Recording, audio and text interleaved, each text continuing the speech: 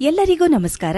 ಇವತ್ತು ನಾನು ಪರಮಪೂಜ್ಯ ಶ್ರೀ ಸಿದ್ದೇಶ್ವರ ಸ್ವಾಮೀಜಿಯವರ ದೃಷ್ಟಿಯಂತೆ ಸೃಷ್ಟಿ ಎಂಬ ಪುಸ್ತಕದಿಂದ ಒಂದು ಪುಟವನ್ನು ಓದಲಿದ್ದೇನೆ. ಒಂದು ಆಂಗ್ಲಗಾದೆ ಹೀಗೆ ಹೇಳುತ್ತದೆ, ಮನುಷ್ಯನು ಕಲಿಯಲು ಸಿದ್ಧನಾದರೆ ಈ ಜಗತ್ತೇ ಗುರುವಾಗಿ ಕಲಿಸುತ್ತದೆ ಎಂದು. ದತ್ತಾತ್ರೇಯರಿಗೆ 24 ಗುರುಗಳಿದ್ದರೆಂದು ಹೇಳುತ್ತಾರೆ.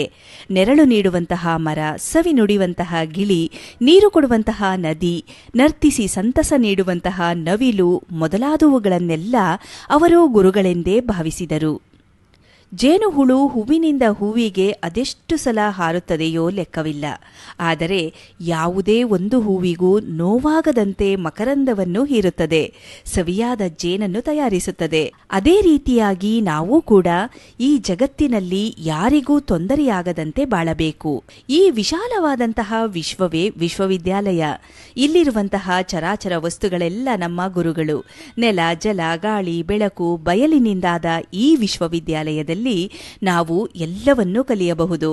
ನೆಲದಿಂದ ಸಹನೆಯನ್ನು, ಜಲದಿಂದ ತಂಪನ್ನು, ಪಾವಿತ್ರತೆಯನ್ನು, ಗಾಳಿಯಿಂದ ಕ್ರಿಯಾಶೀಲತೆಯನ್ನು, ಬೆಳಕಿನಿಂದ ಬುದ್ಧಿಯ ಬೆಳಗನ್ನು, ಬಯಲಿನಿಂದ ವಿಶಾಲತೆಯನ್ನು ಕಲಿಯಬಹುದಲ್ಲವೇ?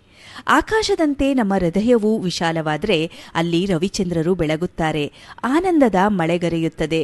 ಈ ಜಗತ್ತು ಪ್ರಯೋಗಶೀಲ, ಏಕಾಣುಜೀವಿ. ಅಮೀಬಾದಿಂದ ಹಿಡಿದು ಆನೆ, ಒಂಟೆ, ಡೈನೋಸಾರಸ್ ಮೊದಲಾದ ಬೃಹತ್ ಪ್ರಾಣಿಗಳನ್ನು ಜಗತ್ತು ನಿರ್ಮಿಸಿತು.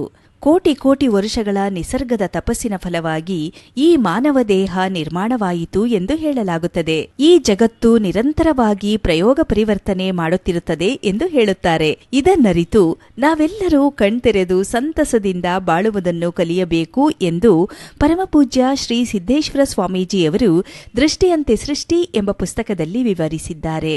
ಧನ್ಯವಾದಗಳು.